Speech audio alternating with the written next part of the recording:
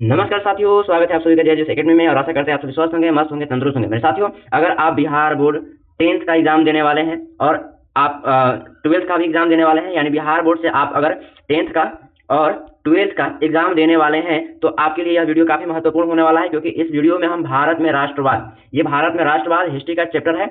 भारत में राष्ट्रवाद आपको 10th में 4th चैप्टर में मिल जाएगा, 10th के 4th चैप्टर में मिल जाएगा। और 12th में देखिएगा तो 12th में आपको 13 चैप्टर में आपको ये टॉपिक मिल जाएगा, भारत में राष्ट्रवाद। तो भारत में राष्ट्रवाद जो चैप्टर है ना, इस चैप्टर से आपको बिहार बोर्ड के एग्जाम, चाहे 10th का हो चाहे 12th का हो, ये एग्जाम में जो भी आपको इस चैप्टर से ऑब्जेक्टिव क्वेश्चन पूछने वाले हैं, उन सारे क्वेश्चनों को इस वीडियो में हमने कवर करने का प्रयास किया है। यानी टोटल वीवीआई क्वेश्चन ऑब्जेक्टिव होंगे, और इसके अलावा जो प्रीवियस ईयर क्वेश्चन है, यानी जो आपको ये प्रीवियस ईयर क्वेश्चन है, इन सारे क्वेश्चन को हम इसमें इंक्लूड किए हैं, ताकि आपका बोर्ड के एग्जाम में कोई भी इस चैप्टर से क्वेश्चन आपका छूट ना पाए। यानी आप अगर 12th का बोर्ड के एग्जाम देने वाले हैं या 10th का बोर्ड के एग्जाम देने वाले हैं, तो ये दोनों मायने में, यानी दोनों क्लास के लिए यह वीडियो काफी महत्वपूर्ण होने वाला है। तो मेरे साथियों, आप इस वीडियो को पूरा ध्यान से देखिए और टोटल क्वेश्चन को पढ़िए। और हाँ, ये इस टॉपिक पे पहला वीडियो है हमारा, इस भारत में राष्ट्रवाद पे ये हमारा पहला वीडियो है। इसमें हमने टोटल 50 क्वेश्चन को क्लियर करने का प्रयास किया है, और अगला वीडियो इस टॉपिक पे जाएगा ना, उसमें और हम आगे क्वेश्चन लेके जाएंगे इस वीडियो में। यानी इस टॉपिक पर ही, केवल भारत में राष्ट्रवाद पर ही हम 100+ क्वेश्चन को, वीवीआई क्वेश्चन को हम इसमें पूरा करने का प्रयास करेंगे, ताकि इस चैप्टर से आपको एक भी क्वेश्चन ना छूटे। और मेरे साथियों, आप जानते ही होंगे, भारत में राष्ट्रवाद ये बहुत ही महत्वपूर्ण चैप्टर होता है। अगर आप 12th में मॉडर्न हिस्ट्री पढ़ते हैं, तो मॉडर्न हिस्ट्री का सबसे ज्यादा अगर किसी चैप्टर से क्वेश्चन उठाता है तो वह है भारत में राष्ट्रवाद।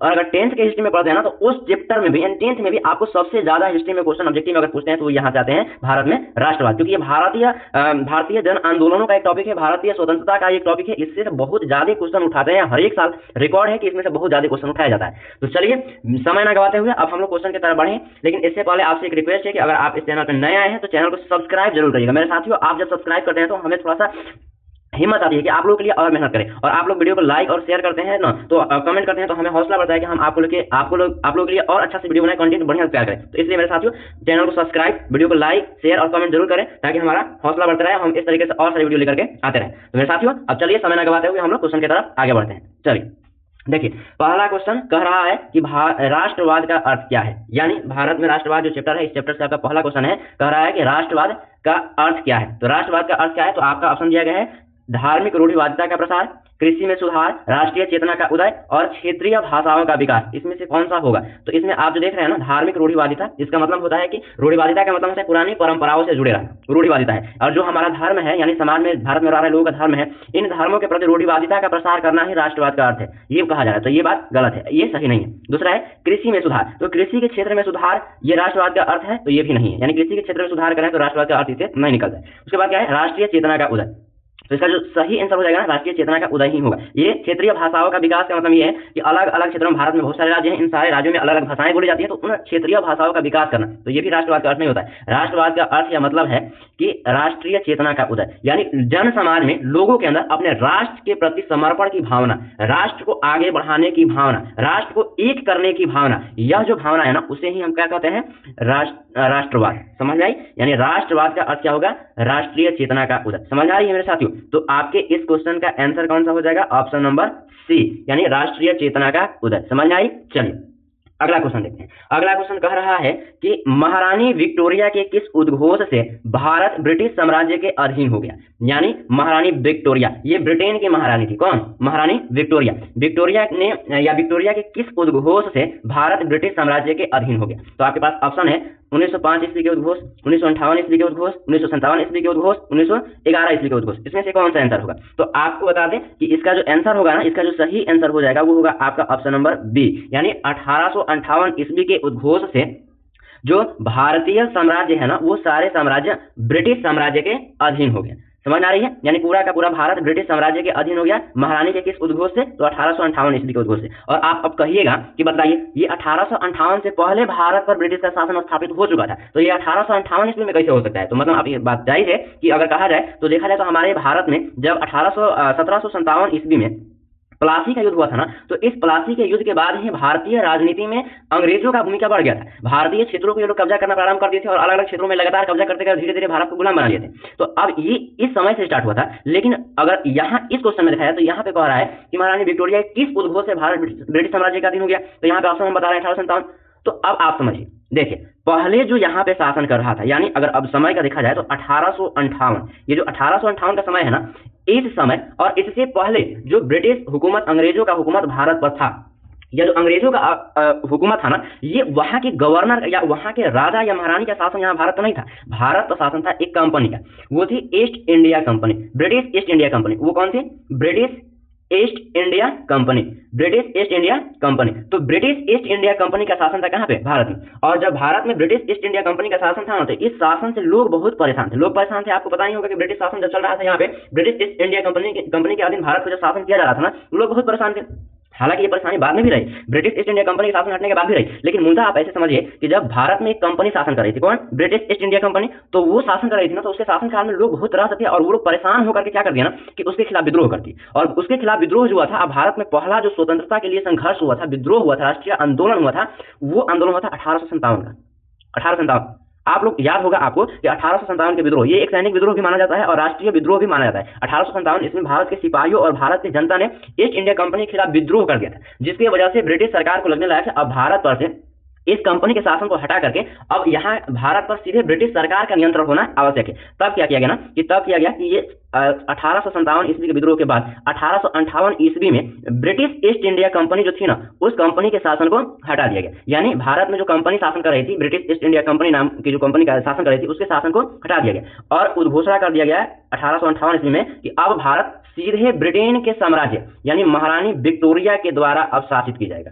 समझ आ रही है? यानी अब सीधे सीधे किसका कंट्रोल हो गया? महारानी विक्टोरिया का। तो यही कह रहा था क्वेश्चन कि महारानी विक्टोरिया के किस उद्घोष से भारत ब्रिटिश साम्राज्य के अधीन हो गया? तो ऑप्शन आपका क्या हो जाएगा? बी, यानी 1858 ईस्वी के उद्घोष से भारत ब्रिटिश साम्राज्य के अधीन हो गया। समझ में आई होगी? चलिए अगला क्वेश्चन देखते हैं। अगला क्वेश्चन है, वर्नाक्यूलर प्रेस एक्ट किसने पारित किया था? वर्नाक्यूलर प्रेस एक्ट किसने पारित किया था? ऑप्शन है Lord Ripon, Lord Dufferin, Lord Curzon, Lord लेटन।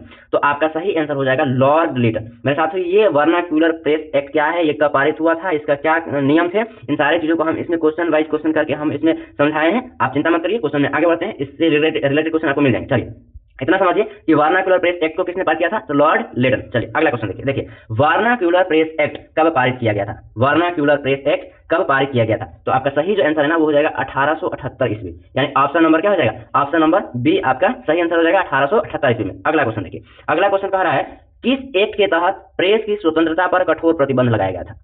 किस एक्ट के तहत प्रेस की स्वतंत्रता पर कठोर प्रतिबंध लगाया गया था? ऑप्शन है arms act, Ilbert bill, vernacular press act, Bharat सरकार अधिनियम 1919। तो देखिए मेरे साथियों, हम आपको पहले ही क्वेश्चन बताए थे, यहाँ पे ये वाला जो क्वेश्चन आपको बता रहे थे कि वर्नाक्यूलर प्रेस एक्ट क्या है, तो बताया कि ये कब पारित हुआ था, इसके नियम क्या थे, ये क्या उद्देश्य थे, तो ये सब बताए थे कि बताएंगे इस क्वेश्चन में। तो देखिए वही क्वेश्चन यहाँ पे कह रहा है कि किस एक्ट के तहत प्रेस की स्वतंत्रता पर कठोर प्रतिबंध लगाया गया था? तो आपका आंसर हो जाएगा वर्नाक्यूलर प्रेस एक्ट।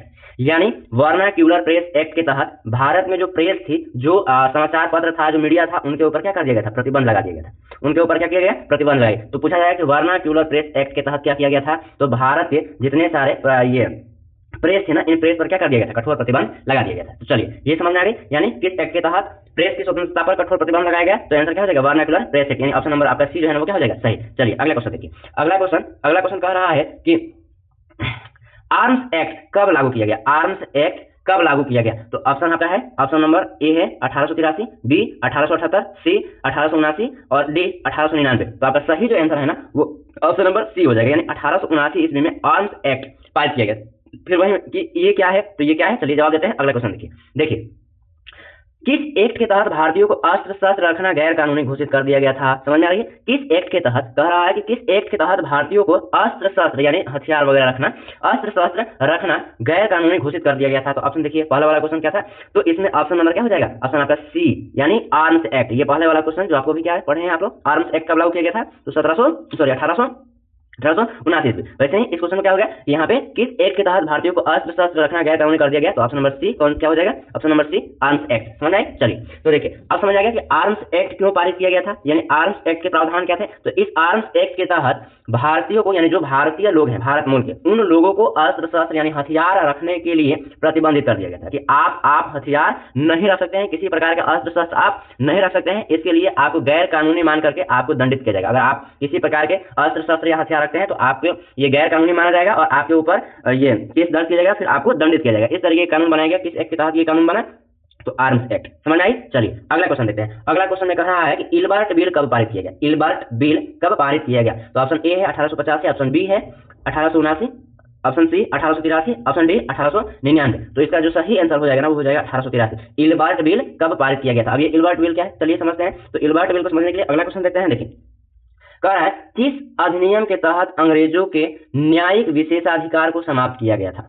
समझ आ रही है? यानी क्वेश्चन कह रहा है कि किस अधिनियम के तहत अंग्रेजों के न्यायिक विशेषाधिकार को समाप्त कर दिया गया। तो आपका ऑप्शन दिया गया है Indian press act, vernacular press act और विश्वविद्यालय अधिनियम और इल्बर्ट बिल। तो आपका जो सही आंसर हो जाएगा ना इल्बर्ट बिल। तो पहले वाले क्वेश्चन में यहाँ पे देखे थे इल्बर्ट बिल कब लागू हुआ था, तो कब लागू हुआ था बताया गया था 1883 में। अब यहाँ पे देख लीजिए इल्बर्ट बिल के तहत क्या किया गया, तो अंग्रेजों के न्यायिक विशेषाधिकार को समाप्त कर दिया गया। तो आपके अंदर ये क्वेश्चन आ रहा होगा कि न्यायिक विशेषाधिकार क्या है, क्या ये इसका मतलब क्या है। तो मैं साथियों आपको बता दें कि जो यहाँ पे अंग्रेज रह रहे थे, यानी जो इंडिया में अंग्रेज रह रहे थे ना, उनके लिए न्यायिक या न्याय व्यवस्था में ना एक अलग से अधिकार प्राप्त था, यानी एक ऐसे समझिए कि विशेष अधिकार प्राप्त था। वो विशेष अधिकार क्या था कि उनके ऊपर अगर कोई मुकदमा चलेगा तो उनकी अलग अदालत होगी, वहां के जज अलग होंगे, वकील अलग होंगे। वो इन भारतीयों के जो राइट होते हैं ना उसका ये लोग सुरक्षा नहीं करते थे। ये केवल किसका सुरक्षा करते थे? अंग्रेजों का। जितने सारे इसमें अगर कोई केस आता था अंग्रेजों के खिलाफ तो वो सारे के सारे केसों को कहाँ पे देखा जाता था, तो अंग्रेज जज होते थे उस न्यायालय में। और जहाँ पे इन लोगों के लिए यानी अंग्रेजों के लिए केवल ये अंग्रेज ही वकील होंगे, न्यायाधीश वकील होंगे। पूरी की पूरी न्यायालय व्यवस्था किसकी होगी? अंग्रेजों की। यानी इसमें पूरा का पूरा वकालत का कार्य किसके द्वारा किया जाएगा? अंग्रेजों को। और अंग्रेजों के खिलाफ भारतीय बहुत बड़े स्तर तक कोई भी कार्रवाई नहीं करवा सकते थे। इस तरीके के अधिकार कहाँ होता था? ये कानून में उनका होता था, यानी विशेषाधिकार प्राप्त था किसको? अंग्रेजों को। तो भारतीयों के विरोध पर चूंकि भारतीय कह रहे थे कि आप हमारे ही देश में रह रहे हैं और आपके लिए न्यायिक व्यवस्था अलग है जिसमें आपको दंडित भी नहीं किया जाता है और आप आराम से बरी हो जाते हैं, और हम लोगों के लिए अलग से न्यायिक व्यवस्था है जहां पर हमें छोटे छोटे बातों के लिए बड़ी बड़ी सजाएं दी जा रही है। तो इस तरीके की न्यायिक व्यवस्था नहीं चलेगी, आपको इसे हटाना पड़ेगा। तो इस तरीके से बाद में जब इसका विरोध हुआ था तो विरोध होने की वजह से इल्बर्ट बिल आया, और इल्बर्ट बिल आने के बाद क्या कर दिया कि अंग्रेजों को ये जो मिला हुआ था विशेष न्यायिक अधिकार, इस न्यायिक अधिकार को समाप्त कर दिया गया। तो अगर क्वेश्चन पूछा कि किस अधिनियम के तहत अंग्रेजों के न्यायिक विशेषाधिकार को समाप्त कर दिया गया, तो आंसर क्या हो जाएगा? Ilbert bill. समझ आई। चलिए अगला क्वेश्चन देखते हैं। अगला क्वेश्चन कह रहा है कि लॉर्ड कर्जन द्वारा कलकत्ता कारपोरेशन एक्ट कब पारित किया गया। क्वेश्चन कह रहा है कि लॉर्ड कर्जन द्वारा कलकत्ता कारपोरेशन एक्ट कब पारित किया गया। तो ऑप्शन है आपका ए 1940 ईस्वी, बी 1905 ईस्वी, सी 1899 ईस्वी और डी 1892 ईस्वी। तो आपका इसमें जो सही आंसर है ना वो हो जाएगा सी, यानी 1899 ईस्वी। क्वेश्चन अगर पूछे कि कलकत्ता कारपोरेशन एक्ट कब पारित किया गया था तो ऑप्शन नंबर क्या हो जाएगा? सी, यानी आंसर क्या हो जाएगा? 1899 ईस्वी। समझ आई। चलिए अगला क्वेश्चन देखते हैं। इसमें कह रहा है कि किस एक्ट के तहत नगर पालिका में निर्वाचित सदस्यों की संख्या में कमी कर गैर निर्वाचित सदस्यों की संख्या बढ़ा दी गई। जैसे आपको अभी यहाँ पिछला क्वेश्चन पढ़े कि इल्बर्ट कलकत्ता कारपोरेशन एक्ट का पारित किया गया, तो कब पारित किया गया था आपको? तो 1899 ईस्वी में। इसी कानून के तहत यहाँ पे देखिए, इसी कानून के तहत यहाँ पे क्या किया गया था कि नगर पालिका में निर्वाचित सदस्यों की संख्या में कमी करके गैर निर्वाचित सदस्यों की संख्या को बढ़ा दी गई थी। यानी सारे क्वेश्चन समझ आ रही है ना? पिछला वाला जो क्वेश्चन था उसी क्वेश्चन का ये दूसरा रूप है। तो यहाँ पे कह रहा है किस एक्ट के तहत नगर पालिका में निर्वाचित सदस्यों की संख्या में कमी कर गैर निर्वाचित सदस्यों की संख्या बढ़ा दी गई। तो आपका आंसर क्या हो जाएगा? Calcutta corporation act. समझ आ रही है? कलकत्ता कारपोरेशन एक्ट के तहत नगर पालिका में निर्वाचित सदस्यों की संख्या में कमी कर दी गई और गैर निर्वाचित सदस्यों की संख्या बढ़ा दी गई। कहने का मतलब ये है, यानी आपसे ये क्वेश्चन में कह रहा है निर्वाचित सदस्य क्या होते हैं और गैर निर्वाचित सदस्य क्या होते हैं, इस चीज को समझ लीजिए। जैसे आप चुनाव होता है तो चुनाव होते हैं तो वोट देकर के जिस प्रत्याशी को आप चुनते हैं शासन करने के लिए वो हो जाते हैं निर्वाचित सदस्य, ठीक है। और आप जिसे नहीं चुनते हैं और उसके बाद वो सरकार में शामिल होता है तो वो होता है गैर निर्वाचित सदस्य।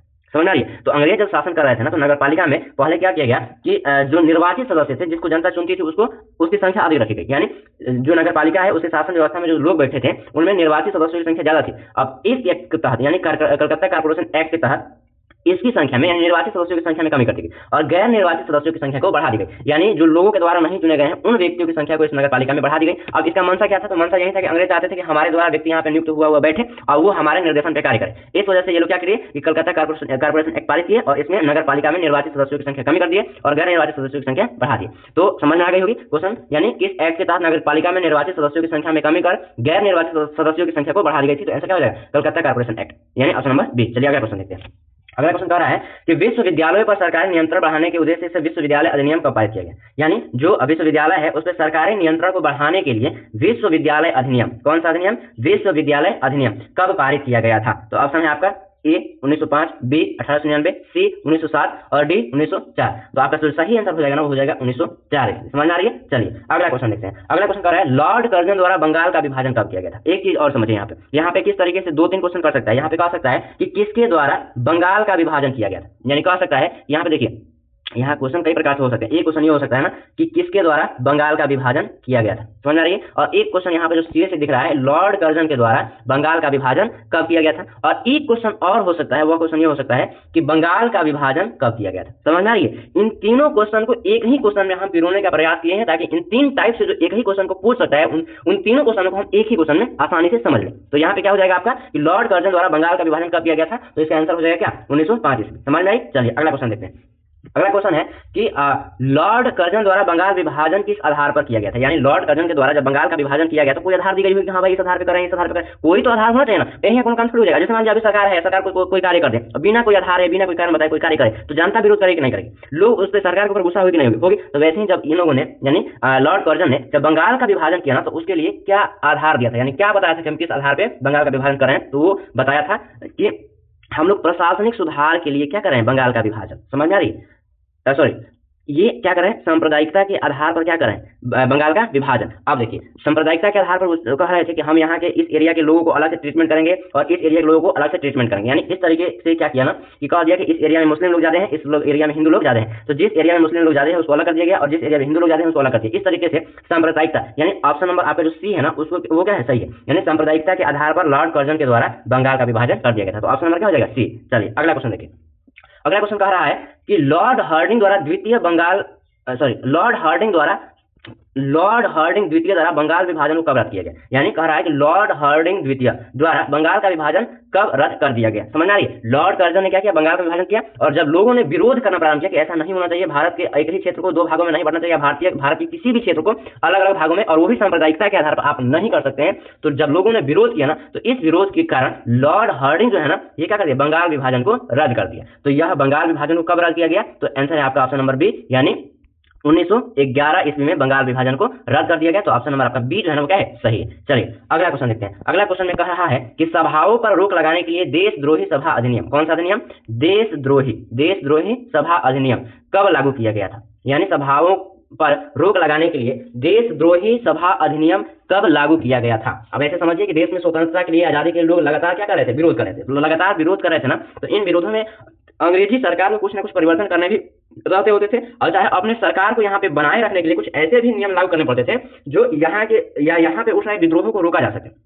तो इसी के क्रम में जो ये देशद्रोही सभा अधिनियम है ना उसको लागू किया गया था कि लोग कहीं भी कोई भी सभा नहीं करेंगे, अगर सभा करेंगे तो उसको पकड़ करके गिरफ्तार कर लिया जाएगा। तो इसके लिए देशद्रोही यानी सभाओं को बंद करने के लिए, सभाओं पर प्रतिबंध लगाने के लिए देशद्रोही सभा अधिनियम लागू किया गया। और यह देशद्रोही सभा अधिनियम कब लागू हुआ था, तो ये आंसर हो जाएगा 1910 ईस्वी, यानी 1910 ईस्वी में देशद्रोही सभा अधिनियम लागू किया गया और इसके तहत सभाओं पर प्रतिबंध लगा दिया गया। समझ आई। चलिए अगला क्वेश्चन देखिए।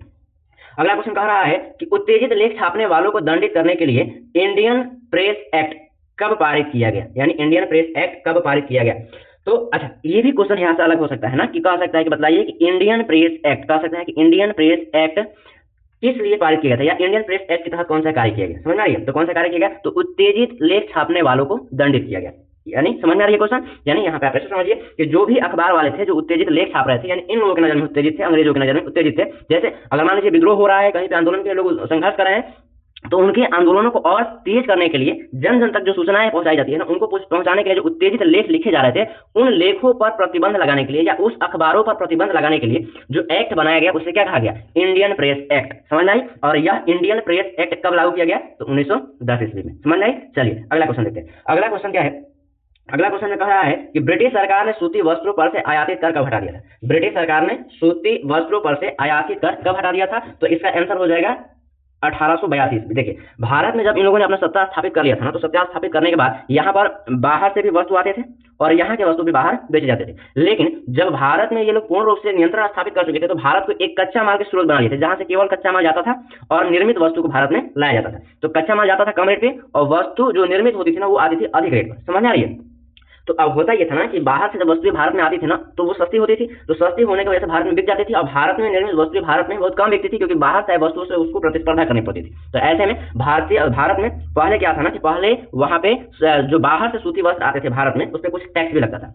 इसको नियंत्रित करने के लिए कि भारत में ज्यादा नहीं आए, भारत में ज्यादा नहीं आए, इसके लिए क्या किया था, कुछ टैक्स लगाया जाता था। लेकिन क्या हुआ ना कि 1882 ईस्वी में, यानी इस टाइम में 1882 ईस्वी में ब्रिटिश सरकार ने इस टैक्स को हटा दिया, यानी इस टैक्स को हटा दिया। अब बोला कि अब इंग्लैंड में जितने भी सूती वस्त्र का निर्माण हो रहा है वो सब भारत में एकदम आएंगे और बिना किसी टैक्स को चुकाए यहाँ पे बेचे जाएंगे। इससे क्या होना कि भारतीय क्षेत्र में या भारत में जो यहाँ के उद्योग चल रहे थे ना, जो वस्त्र का निर्माण कर रहे थे, वो सारे के सारे उद्योग बंद होने लगे। रीजन ये हो गया कि भारत में वस्तु हथकरघा सेक्टर से बनाए जाते थे, हथकरघा सेक्टर या घरेलू स्तर पर बनाए जा रहे थे। तो जब घरेलू स्तर पर बनाए जा रहे थे ना, तो उसका उत्पादन दर कम था, कम उत्पादन दर होने और मांग अधिक होने की वजह से उसका रेट अधिक था। लेकिन जब अंग्रेजी वस्त्र भारत में आने लगा ना, तो ये मशीनों से बनते थे, मशीनों से बनने के कारण कम समय में अधिक बनता था और अधिक बनता था, इसके अलावा उसके कॉस्टिंग रेट कम हो जाता था, जिसकी वजह से वो सस्ते होते थे। यानी भारतीय वस्तु महंगा हो गया और अंग्रेजी वस्तु सस्ता हो गया। और जब ये आते थे पहले तो इस पे टैक्स लग जाता था, तो महंगा, ये भारत में इसका रेट बढ़ जाता था, अधिक महंगा हो जाता था। लेकिन इस टैक्स को हटा दिया गया। जब टैक्स हट गया ना, तो भारत में आने वाला अंग्रेजी वस्त्र सस्ता हो गया। अब वो सस्ता हो गया तो भारत के जितने सारे उद्योग थे सब प्रभावित हुए और धीरे धीरे उसमें से अधिकांश वस्त्र मिल जो थे वो बंद हो गए। समझ आई? तो इन लोगों ने अपने आर्थिक लाभ कमाने के लिए भारत में आने वाले सूती वस्त्रों पर से आयातित कर को यानी टैक्स को हटा दिया। तो यह पूछ रहा है क्वेश्चन कि बताइए ब्रिटिश सरकार ने सूती वस्त्रों पर से, यानी ब्रिटिश सरकार ने सूती वस्त्रों पर से आयातित कर कब हटाया था? तो आंसर क्या हो जाएगा? 1882 में। समझ में आई? चलिए अगला क्वेश्चन देखिए। अगला क्वेश्चन क्या कह रहा है कि बाल, पाल और लाल से कौन विख्यात है? यानी बाल पाल नामक त्रिकोणीय जो जोड़ी है, इससे कौन विख्यात थे? तो कौन विख्यात है? तो आपका जो आंसर हो जाएगा ना इसका, ये हो जाएगा बाल गंगाधर तिलक। यानी बाल मतलब ये जो बाल है ये यहाँ बाल गंगाधर तिलक, और बिपिन चंद्र पाल, यानी पाल जो है ये यहाँ पे, ठीक है। और कौन है? लाला लाजपत राय, यानी लाल जो है वो यहाँ पे। तो इस तरीके से क्या हो गया? बाल गंगाधर तिलक, बिपिन चंद्र पाल तथा लाला लाजपत राय, इन तीनों को या इन तीनों के जोड़ी को शॉर्ट में क्या कहा जाता था?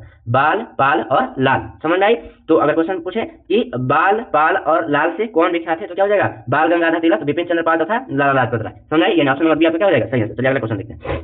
अगला क्वेश्चन कह रहा है कि प्रथम विश्व युद्ध कब से कब तक चला था? प्रथम विश्व युद्ध कब से कब तक चला था? तो इसका जो सही आंसर होगा वो 1914 से 1918, यानी ऑप्शन नंबर सी जो है ना, ये क्या हो जाएगा आपका सही आंसर। कब से कब तक चला था प्रथम विश्व युद्ध? तो 1914, यानी 1914 में स्टार्ट हुआ था और चला था कब तक? 1918 तक, यानी 1918 में क्या हुआ? समाप्त हुआ। तो आपका ऑप्शन जो सी है ना, ये क्या हो जाएगा? सही आंसर। ऑप्शन नंबर आपका जो सी है, क्या हो जाएगा? सही आंसर। चलिए अगला क्वेश्चन देखते हैं। अगला क्वेश्चन में क्या कह रहा है? अगला क्वेश्चन में कह रहा है कि फ्रांस, ब्रिटेन, रूस और अमेरिका प्रथम विश्व युद्ध में किस गुट के सदस्य थे? यानी फ्रांस, ब्रिटेन, रूस और अमेरिका, ये जो चारों राष्ट्र हैं, ये किस गुट में शामिल होकर के युद्ध लड़ रहे थे? तो इसका जो आंसर हो जाएगा ना, मित्र राष्ट्र। यानी जो मित्र राष्ट्र है ना, इस गुट में शामिल होकर के ये चारों के चारों राष्ट्र, यानी ब्रिटेन, फ्रांस, रूस और अमेरिका, ये चारों के चारों एक साथ मिले थे, एक गुट में मिले थे। उस गुट का नाम क्या था? मित्र राष्ट्र। तो आपका ऑप्शन नंबर बी जो है ना, वो क्या हो जाएगा? सही। यानी क्वेश्चन अगर पूछे कि फ्रांस, ब्रिटेन और रूस और अमेरिका प्रथम विश्व युद्ध के दौरान किस गुट के सदस्य थे, तो वो कौन सा गुट हो जाएगा? मित्र राष्ट्र का गुट। समझ आई? चलिए अगला क्वेश्चन देखिए। अगला क्वेश्चन कह रहा है कि जर्मनी, ऑस्ट्रिया, हंगरी तथा इटली प्रथम विश्व युद्ध के युद्ध में किस गुट के सदस्य थे? यानी जर्मनी और ऑस्ट्रिया, हंगरी और इटली, ये प्रथम विश्व युद्ध के दौरान किस गुट के सदस्य थे? तो इसका जो आपका सही आंसर हो जाएगा ना, सही आंसर हो जाएगा आपका ये ऑप्शन नंबर बी, धुरी राष्ट्र। कौन सा? तो धुरी राष्ट्र का जो गुट था ना, इस गुट में कौन कौन थे? तो आपको हो जाएगा जर्मनी, ऑस्ट्रिया, हंगरी और इटली, ये चारों के चारों राष्ट्र किस गुट के सदस्य थे? तो धुरी राष्ट्र। यानी ऑप्शन नंबर आपका बी जो है ना, वो क्या हो जाएगा? सही हो जाएगा। चलिए अगला क्वेश्चन देखते हैं।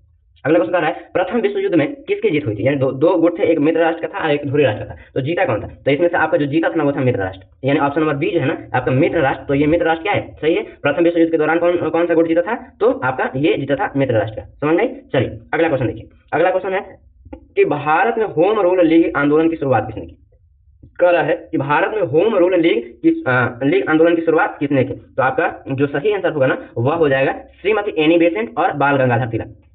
कौन होगा? आंसर क्या होगा? श्रीमती एनी बेसेंट और बाल गंगाधर तिलक। यानी भारत में होम रूल लीग आंदोलन जो था ना, इसकी शुरुआत किसके द्वारा की गई थी? तो किसके द्वारा की गई थी मेरे साथियों? तो श्रीमती एनी बेसेंट और बाल गंगाधर तिलक के द्वारा ये होम रूल लीग आंदोलन की शुरुआत हुई थी। चलिए अगला क्वेश्चन कह रहा है कि किस देश से प्रेरित होकर भारत में होम रूल लीग आंदोलन शुरू की गई थी? यानी भारत में जो होम रूल लीग आंदोलन की शुरुआत हुई थी श्रीमती एनी बेसेंट ने जो किया था, अभी जो पढ़े क्वेश्चन, तो यह आंदोलन किस देश से प्रेरित होकर के किया गया था? तो आपका जो ऑप्शन नंबर डी है ना, ये क्या हो जाएगा? सही। यानी आयरलैंड से प्रेरित होकर के भारत में होम रूल लीग आंदोलन की शुरुआत की गई थी। समझ में आई? तो ऑप्शन नंबर डी जो है ना, ये आपका हो जाएगा सही आंसर। चलिए अगला क्वेश्चन देखते हैं। अगला क्वेश्चन क्या कह रहा है कि 1913 ईस्वी में किसके नेतृत्व में गदर पार्टी की स्थापना हुई थी? यानी ये सब पार्टी जो है देश की स्वतंत्रता के लिए संघर्ष लड़ रही थी, जो जितने सारी पार्टियां बन रही है, ठीक है। तो कह रहा है क्वेश्चन कि 1913 ईस्वी में किसके नेतृत्व में गदर पार्टी की स्थापना हुई थी? तो आंसर जो होगा ना वो होगा लाला हरदयाल। अच्छा देखिए यहाँ पे क्वेश्चन और घुमा सकता है, यहाँ पे और क्वेश्चन पूछ सकता है, कह सकता है कि बताइए कि गदर पार्टी की स्थापना यानी गदर पार्टी की स्थापना किसने की थी? गदर पार्टी की स्थापना किसने की थी?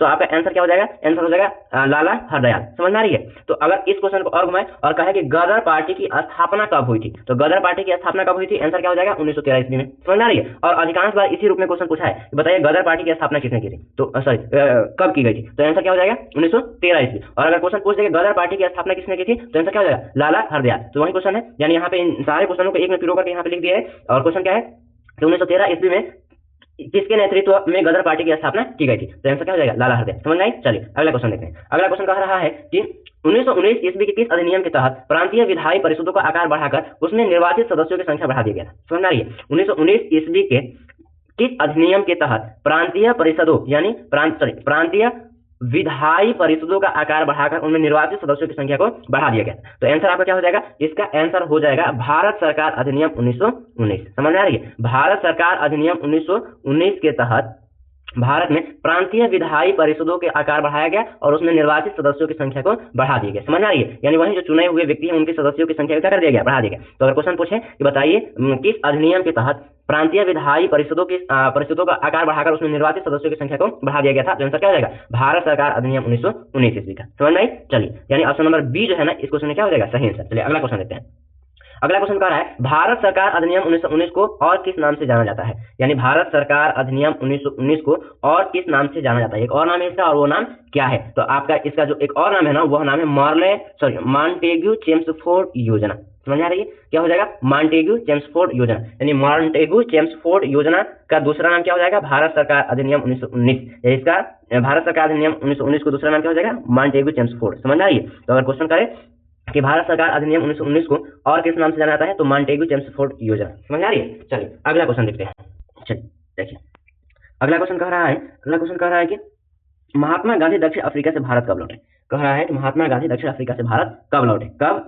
समझ आ रही है? तो आपका आंसर क्या हो जाएगा? 1915 ईस्वी। समझ आ रही है? देखिए महात्मा गांधी जो है ना ये दक्षिण अफ्रीका में एक भारतीय व्यक्ति का है, यानी भारतीय व्यापारी के ही ये कानून के सिलसिले में यानी एक केस के सिलसिले में ये दक्षिण अफ्रीका गए थे। और दक्षिण अफ्रीका कब गए थे? दक्षिण अफ्रीका गए थे 1893 ईस्वी में। कब गए थे? 1893 ईस्वी में। एक कानून के सिलसिले में, एक केस के सिलसिले में गए थे। कहाँ पे? दक्षिण अफ्रीका में। और वहां जाने के बाद वहां पे लंबा संघर्ष किया भारतीयों के लिए, जो दक्षिण अफ्रीका में भारतीय जो रह रहे थे उन लोगों के लिए अंग्रेजों के साथ काफी संघर्ष किया और उनको स्वतंत्रता दिलाने में महत्वपूर्ण भूमिका निभाई। और वहां से यानी चूंकि उस समय तक वो लोग स्वतंत्र नहीं हुए लेकिन फिर भी उन लोगों के लिए बहुत सारा संघर्ष किया था। और वहां से जब लौटे थे तो ये कब लौटे थे? तो भारत में ये दक्षिण अफ्रीका से कब लौटे थे? 1915 ईस्वी में। यानी गए कब? 1893 ईस्वी और आए कब? तो 1915 ईस्वी। इस समय में भारत में महात्मा गांधी अफ्रीका से वापस लौटे थे और यहाँ से आने के बाद भारतीय राजनीति में उन्होंने अपना कदम रखना स्टार्ट किया और भारतीय राजनीति में भारतीय स्वतंत्रता के लिए संघर्ष लड़ना प्रारंभ किया था। तो अगर क्वेश्चन पूछ दे कि महात्मा गांधी दक्षिण अफ्रीका से भारत कब लौटे, तो आंसर क्या हो जाएगा? 1915 ईस्वी। समझ आई? चलिए अगला क्वेश्चन देखते हैं।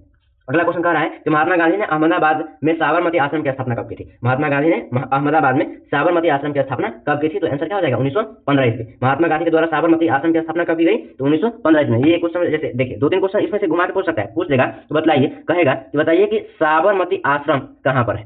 साबरमती आश्रम पूछ देगा कि कहाँ पर है, कहाँ पर है? तो इसका आंसर क्या हो जाएगा? इसका आंसर आपका हो जाएगा कि अहमदाबाद में। समझ आ रही? अहमदाबाद के कहाँ? साबरमती में। समझ आ रही है? चलिए अगला क्वेश्चन। और इसी में से अगला क्वेश्चन पूछ सकता है कि बताइए साबरमती आश्रम की स्थापना किसने की?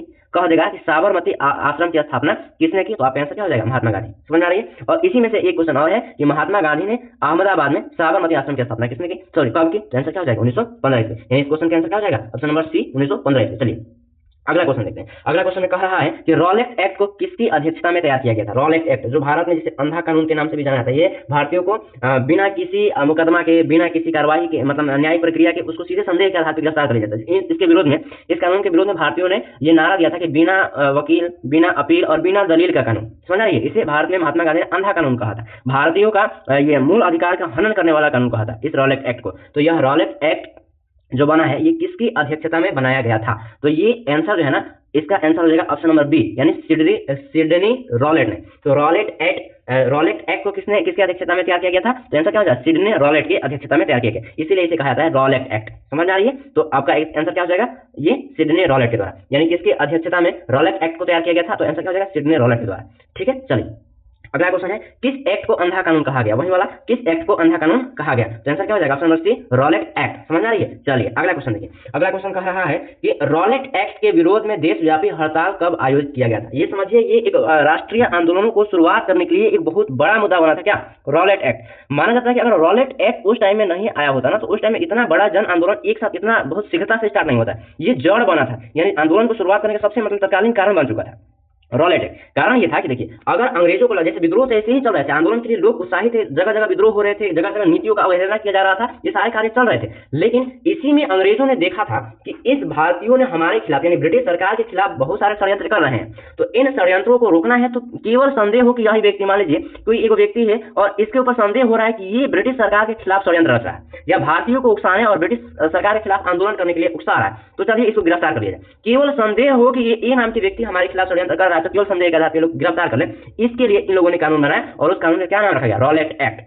समझ आ रही है। तो ये जब रॉलेट एक्ट भारत में आया ना तो भारत के लोगों ने इसका खुल करके विरोध किया कि नहीं, ये कुछ भी हो जाए यह कानून भारत में नहीं चलना चाहिए, ये हमारा देश है, हम अपने इस देश के लिए लड़ेंगे, इसकी स्वतंत्रता दिलाएंगे, हम अपने अधिकारों के साथ इस देश में सुखमय तरीके से जिएंगे। लेकिन आप लोग जो है ना इस एक्ट को ला करके हमारे अधिकारों का हनन कर रहे हैं। इसलिए भारतीयों ने इसका खूब विरोध किया और इसको विरोध करने के लिए देशव्यापी स्तर पर सारे लोगों से कहा गया कि आप इसका क्या करिए, विरोध करिए। तो इस विरोध को करने के लिए एक हड़ताल को आयोजित किया गया कि चलिए हम सभी देशवासी मिलकर क्या करते हैं, हड़ताल करते हैं। तो इस हड़ताल को करने के लिए कौन सा दिन चुना गया था, कौन सा डेट था, तो वह क्या था 6 अप्रैल 1919 ईस्वी। समझ में आई। अगर कहा जाए कि रॉलेट एक्ट के विरोध में देशव्यापी हड़ताल का आयोजन कब हुआ था तो आंसर क्या हो जाएगा 6 अप्रैल 1919 ईस्वी। हालांकि एक चीज और आप देखिएगा, आपको इतिहास के चीजों को अगर गहराई से पढ़िएगा तो आपको मिलेगा ना कि यह जो रॉलेट एक्ट का विरोध है ना, इसके लिए देशव्यापी हड़ताल का आयोजन करने की जो योजना बनी थी वो रखा गया था कि 30 मार्च को हम लोग क्या करेंगे, 30 मार्च को हम लोग करेंगे देशव्यापी हड़ताल। लेकिन 30 मार्च को यह देशव्यापी हड़ताल नहीं हुआ, इसको 30 मार्च आने से पहले ही इसके टाइम में परिवर्तन कर दिया गया और बोला कि नहीं ये 30 मार्च को नहीं, ये क्या करेंगे अगला और इसको टाइम बढ़ा करके इसको कर देते हैं 6 अप्रैल, यानी 6 अप्रैल को टाइम को क्या कर दिया गया, बढ़ा दिया गया। और 6 अप्रैल को देश में क्या किया गया, देशव्यापी हड़ताल, यानी पूरे देश में रॉलेट एक्ट के विरोध में देशव्यापी हड़ताल किया गया। समझ आ रही है। तो अगर क्वेश्चन पूछे कि रॉलेट एक्ट के विरोध में देशव्यापी हड़ताल का आयोजन कब हुआ तो 6 अप्रैल 1919 ईस्वी। आगे घटना क्या हुआ अगला क्वेश्चन में देखते हैं। चलिए देखते हैं। देखिए रॉलेट एक्ट को कब पारित किया गया था, आप समझिए थोड़ा सा बैक का क्वेश्चन है। ये कह रहा है कि रॉलेट एक्ट कब पारित हुआ था। तो रॉलेट एक्ट जो है ना ये 21 मार्च 1919 ईस्वी को पारित हुआ था। बनाया किसकी अध्यक्षता में गया था तो सिडनी रॉलेट, यानी जो व्यक्ति है ना सिडनी रॉलेट जो है ना इसकी अध्यक्षता में इस कानून को बनाया गया था। कौन सा, रॉलेट एक्ट को। और कब पारित किया गया था संसद में तो 21 मार्च 1919 ईस्वी को इसको संसद में पारित किया गया था। तो ये बन के कब तैयार हो गया था 1919 ईस्वी, यानी 21 मार्च को यह कानून बन गया था, यह एक कानून बन चुका था। इसके विरोध में क्या हुआ था ना कि 6 अप्रैल को देशव्यापी हड़ताल का आयोजन किया गया था। चलिए अगला घटना देखते हैं। अब क्या हुआ ना कि बिना अपील, बिना दलील, बिना वकील का कानून किसे गया, यानी रॉलेट एक्ट जो था ना उसके विरोध में पहले ही बताया था कि भारतीयों ने एक नारा दिया था और नारा देकर के इस कानून का विरोध किया था। वो कहा नारा क्या था, बिना अपील, बिना दलील, बिना वकील का कानून। तो इस क्वेश्चन में कहा जा रहा है, यानी जो आपका ये 35 नंबर क्वेश्चन है इसमें कहा जा रहा है कि बिना अपील, बिना दलील और बिना वकील का कानून किसे कहा गया। तो इसका आंसर क्या हो जाएगा, आंसर हो जाएगा रॉलेट एक्ट। समझ आ रही है। इसमें किसी प्रकार की अपील करने की आवश्यकता नहीं थी, कोई दलील नहीं होता था, कोई वकील नहीं होता था। आपके ऊपर संदेह हुआ कि आप आंदोलन को बढ़ा रहे हैं या आप देश में विद्रोह कराने की बात सोच रहे हैं या योजना बना रहे हैं, तो बस केवल आपके ऊपर संदेह हुआ और पुलिस आएगी और आपको उठा के लेकर चल जाएगी, चलिए भाई जेल में चलिए, आपका स्वागत है। तो इस तरीके से समझ आ रही है। तो बिना किसी अपील के, बिना किसी दलील के, बिना किसी वकील के, बिना कोनो मुकदमा चलाए एकदम झूठो मूठो के मन किया कि चलिए इसको गिरफ्तार कर लेते हैं, तुरंत आता है लोग और गिरफ्तार करके लेकर के चला जाता है। किस एक्ट के तहत तो रॉलेट एक्ट के तहत। समझ आ रही है। तो इसकी वजह से इसके भारत में क्या हो रहा था, विरोध। चलिए अगला क्वेश्चन देखते हैं। अगला क्वेश्चन कह रहा है रॉलेट एक्ट का विरोध कर रहे नेता डॉक्टर सत्यपाल एवं किचलू को कब गिरफ्तार किया गया। समझ आ रही है, कब गिरफ्तार किया। देखिए जो रॉलेट एक्ट का विरोध हो रहा था ना, उस रॉलेट एक्ट के विरोध के दौरान ये जुलूस निकाले जा रहे थे कि हाँ भाई हम लोग क्या करेंगे, इस एक्ट का विरोध करेंगे। सारे पंजाब में सब कार्य हो रहा था। पंजाब में उस टाइम बहुत ज्यादा सक्रिय रूप से रॉलेट एक्ट का विरोध हो रहा था। समझ आ रही है। वहीं पर 2 स्थानीय नेता थे जो इस विद्रोह को नेतृत्व कर रहे थे, सभाएं आयोजित कर रहे थे और वहां पे इसके लिए जुलूस भी निकाल रहे थे। तो वो नेता कौन थे, स्थानीय नेता, एक थे डॉक्टर सत्यपाल एवं दूसरा कौन थे, किचलू। तो डॉक्टर सत्यपाल एवं किचलू ये जो 2 व्यक्ति हैं जो रॉलेट एक्ट के विरोध में मोर्चा को संभाल रहे थे, इनको कब गिरफ्तार कर लिया गया। तो आंसर क्या है 9 अप्रैल 1919 ईस्वी। यानी अंग्रेजों को लग रहा था कि यह विद्रोह बहुत ज्यादा बढ़ेगा, तो इस विद्रोह को अगर दबाना है तो पहले क्या किया जाए, इसके नेताओं को गिरफ्तार किया जाए। तो इसके नेता कौन थे, डॉक्टर सत्यपाल एवं किचलू। पंजाब में सारी घटनाएं हो रही थी, तो इनको इस रॉलेट एक्ट के विरोध में विरोध कर रहे आयोजन कर रहे होने के कारण इनको क्या कर लिया, गिरफ्तार। और ये गिरफ्तारी कब हुई थी, 9 अप्रैल 1919 ईस्वी। चलिए अगली घटना देखते हैं। अगली घटना ये है कि क्वेश्चन कह रहा है कि डॉक्टर सत्यपाल एवं किचलू की गिरफ्तारी के विरोध में जलियांवाला बाग में एक सार्वजनिक सभा का आयोजन कब किया गया। आप एकदम ध्यान से समझिएगा, जलियांवाला बाग हत्याकांड इसी दौर में आएगा, इसी क्वेश्चन के संदर्भ में आएगा। क्वेश्चन कहा जा रहा है कि देखिए 6 अप्रैल को देशव्यापी हड़ताल हुआ था। इसी क्वेश्चन में हम लोग पढ़ेंगे, इसी में पढ़े अभी कि 6 अप्रैल को क्या हुआ था। 6 अप्रैल को सॉरी हाँ 6 अप्रैल को हुआ था ये देशव्यापी हड़ताल। किसके विरोध में, तो रॉलेट एक्ट के विरोध में देशव्यापी हड़ताल हुआ था। समझ आ रही है। इस हड़ताल के बाद देश में जुलूस या अलग अलग सभाएं बुलाई जा रही थी और इस कानून का यानी रॉलेट एक्ट का विरोध हो रहा था। पंजाब में बड़े स्तर पर हो रहा था और पंजाब के 2 स्थानीय नेता थे, एक डॉक्टर सत्यपाल और दूसरा किचलू। इन लोगों ने वहां पे जुलूस के माध्यम से, सभाओं के माध्यम से इस कानून का घोर विरोध कर रहे थे। तो ऐसी स्थिति में उनको गिरफ्तार कर लिया गया था। आपको बताया, इसी क्वेश्चन पिछला क्वेश्चन बताया कब गिरफ्तार कर लिया गया, 9 अप्रैल को उनको गिरफ्तार कर लिया गया। अब जब लोगों ने देखा कि हमारे नेता ही गिरफ्तार हो गए तो इनके गिरफ्तारी के कारण क्या किया गया कि एक बहुत बड़ी सभा बुलाई गई। और वो सभा कहाँ बुलाई गई, जलियांवाला बाग में। समझ आ रही है। ये जो जलियांवाला बाग है ना, ये पंजाब में ही था जलियांवाला बाग। इस जलियांवाला बाग में एक बहुत बड़ा सा भवन था, भवन समझ लीजिए, बहुत बड़ा बरामदा। उस बरामदे में एक पतला सा गेट था, मतलब पतला सा गेट था, उसके अलावा कोई गेट नहीं, एक ही गेट था। अब हुआ ये कि यहाँ पे बहुत सारे पंजाब के लोग जो आंदोलनकारी थे, जो विरोधी थे, वो सब के सब गए, जो कानून का विरोध कर रहे थे। और सारे के सारे लोग बैठ करके शांतिपूर्ण ये वार्ता कर रहे थे, सभा कर रहे थे कि इस कानून का विरोध कैसे किया जाए, इस कानून को कैसे हटाया जाए, सरकार के द्वारा इसको कैसे वापस लिया करवाया जाए। समझ आ रही, इस बात को लेकर के वार्ता चल रही थी।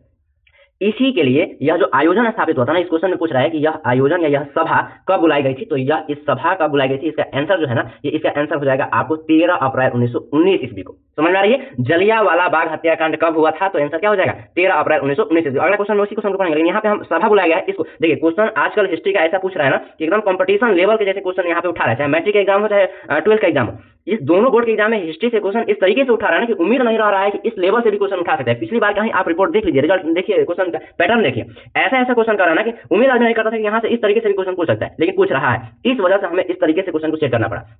पूछ लिए हम ये भी क्वेश्चन डाल सकते हैं कि बताइए जलियांवाला बाग हत्याकांड का, वो सीधे आंसर डाल देते 13 अप्रैल 1919, लेकिन क्वेश्चन नहीं, काहे घुमाए। क्वेश्चन घुमाने का रीजन क्या है, यही है कि क्वेश्चन कहीं से भी किसी भी तरीके से घुमा रहा है। तो बताइए, अगर पूछे जलियांवाला बाग हत्याकांड कब हुआ तो आप सीधे सीधे रट लिए रहेंगे 13 अप्रैल 1919। लेकिन बताइए अगर यही क्वेश्चन घुमा देंगे जलियांवाला बाग में रॉलेट एक्ट के विरोध में एक सार्वजनिक सभा कब बुलाई गई थी, तो आपके दिमाग में कंफ्यूजन आएगा ना कि भाई अब ये घटना कहां से आ गया, हमने तो जलियांवाला बाग हत्याकांड पढ़ा है, अब ये सभा वाली बात कहां से आ गई। इन सारे तथ्यों को बढ़िया से आप तभी समझ पाइएगा, बढ़िया से चीजों को पढ़िएगा। समझ आ रही है। तो मेरे साथियों, जलियांवाला बाग में जो सार्वजनिक सभा बुलाई गई थी ना, वह बुलाई गई थी कब, 13 अप्रैल 1919 ईस्वी को। और इसी दिन की घटना हुआ था जलियांवाला बाग हत्याकांड। और इन्हीं लोगों के साथ हुआ था जो सभा में आकर के सभा का आयोजन कर रहे थे और सभा में बैठ करके अपने बातों विमर्श कर रहे थे कि हम लोग इस आंदोलन, इस कानून को कैसे वापस करवाएं। उस समय यहाँ का जो ये कलेक्टर था ना, जनरल ओ डायर, वो उस समय यहाँ का क्या था, यहाँ का मजिस्ट्रेट था। और उसने क्या किया ना कि अपने सेना को लिया और सेना को लेकर के पहुंचे कहाँ, इस जलियांवाला बाग में। जलियांवाला बाग में एंटर किया और जहाँ पे गेट था ना, वहाँ पे ये गेट को एक ही गेट था, भी बताए थे, एक ही गेट था। एंटर किया और जलियांवाला बाग के क्या कर लिया, एकदम दुआरी पे जाकर के जहाँ से लोग बाहर निकल सकते उसी पे खड़ा हो गया। अपने सारे सैनिकों को लगाया लाइन में और अंधाधुंध फायरिंग स्टार्ट की और वहां पे उपस्थित सभी लोगों को मरवा दिया गया। यह जो घटना हुई थी ना, ये आग में घी की तरह काम की थी और इतना तेजी से इसका प्रभाव पड़ा ना कि इस विद्रोह या इस घटना की वजह से लोगों ने अपना जो उपाधियां तक प्राप्त की थी अंग्रेजों से, उन सारे उपाधियों को त्याग दिया। बोला कि अब ये नहीं चाहिए, अब हमें केवल एक ही चाहिए, इन अंग्रेजों से स्वतंत्रता। अब इस ब्रिटिश सरकार से हमें स्वतंत्रता चाहिए। इन तरीकों यानी इन घटनाओं की वजह से तत्कालीन प्रभाव से भारत में क्या हो गया, विद्रोह प्रारंभ हुआ। तो वही बात जो हम आपको बताया कि रॉलेट एक्ट प्रारंभिक कारक जिम्मेवार बना था ना, जो भारत में पहली बार देशव्यापी कोई अगर आंदोलन स्टार्ट हुआ तो उसका कारण बना था। समझे। चलिए ज्यादा बातें नहीं करते हुए अगला क्वेश्चन देखते हैं। देखिए अगला क्वेश्चन है कि जलियांवाला बाग में चल रही शांतिपूर्ण सभा पर गोलियां किसने चलवाया था। तो अभी बताए कौन, शांतिपूर्ण क्या है, शांतिपूर्ण सभा पर गोलियां किसने चलवाया था। तो कौन चलवाया था, जनरल ओ डायर। समझ आई, आंसर क्या हो जाएगा, जनरल ओ डायर। अगला क्वेश्चन देखिए। अगला क्वेश्चन कह रहा है कि जलियांवाला बाग हत्याकांड कब हुआ था, तो कब हुआ था, 13 अप्रैल 1919 ईस्वी। अगला क्वेश्चन देखिए। अगला क्वेश्चन कह रहा है कि जलियांवाला बाग हत्याकांड के विरोध में रविंद्रनाथ टैगोर ने कौन सी उपाधि त्यागी। जैसे आपसे बताया कि सरकार अंग्रेजों के द्वारा दी गई सारी उपाधियों को लोगों ने, भारतीय नेताओं ने त्यागना स्टार्ट किया और इसका खुल करके विरोध किया। एक ही चीज मांगती, अब हमें आजाद करो।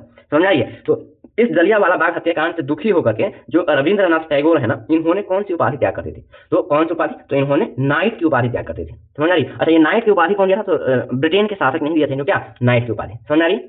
चलिए तो अगर क्वेश्चन पूछे कि जलियांवाला बाग हत्याकांड के विरोध में रविंद्रनाथ टैगोर ने कौन सी उपाधि त्याग दी, तो आंसर क्या हो जाएगा, नाइट की उपाधि। अगला क्वेश्चन देखिए। अगला क्वेश्चन कह रहा है कि जलियांवाला बाग हत्याकांड के विरोध में महात्मा गांधी ने कौन सा उपाधि त्याग दी थी। यानी जलियांवाला बाग हत्याकांड के विरोध में महात्मा गांधी ने कौन सा उपाधि त्याग दी थी, तो इसका आंसर क्या हो जाएगा, ऑप्शन नंबर सी, कैसर हिंद की उपाधि।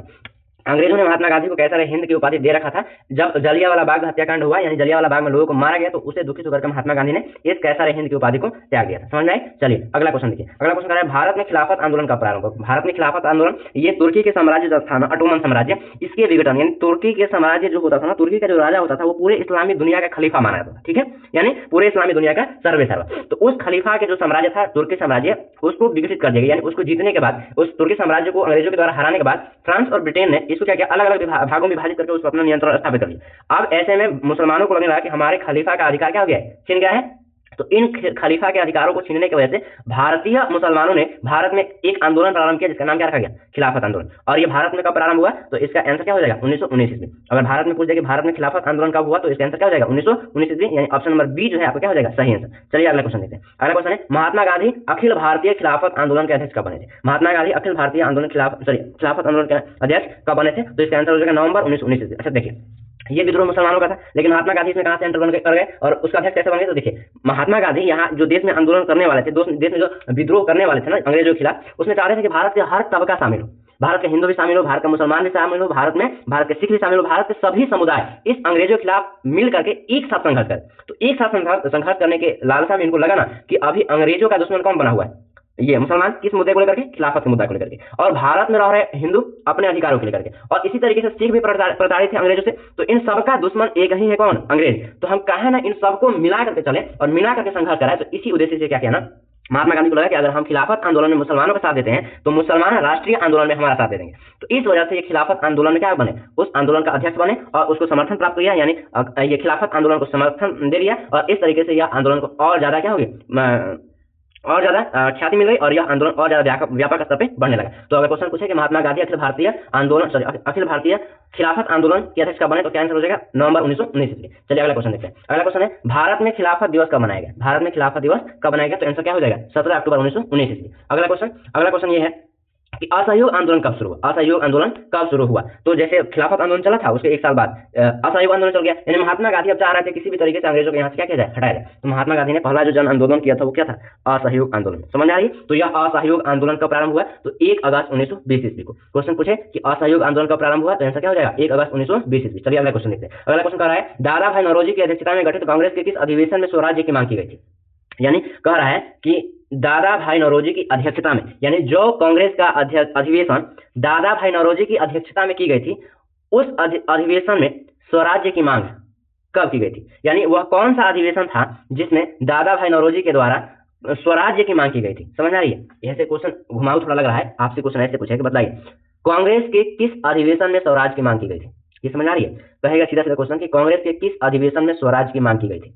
तो इसका जो आंसर होगा ना वो होगा कलकत्ता अधिवेशन 1906 ईस्वी, यानी कोलकाता के कांग्रेस अधिवेशन जो 1906 ईस्वी में हुआ था ना, उसी अधिवेशन में स्वराज की मांग की गई थी। यानी स्वराज की मांग किस अधिवेशन में की गई थी, तो कलकत्ता के अधिवेशन में। समझ आ रही, और ये अधिवेशन कब हुआ था, 1906 ईस्वी। तो 1906 ईस्वी में कलकत्ता में जो कांग्रेस का अधिवेशन हुआ था उसमें किस चीज की मांग की गई थी, स्वराज की मांग।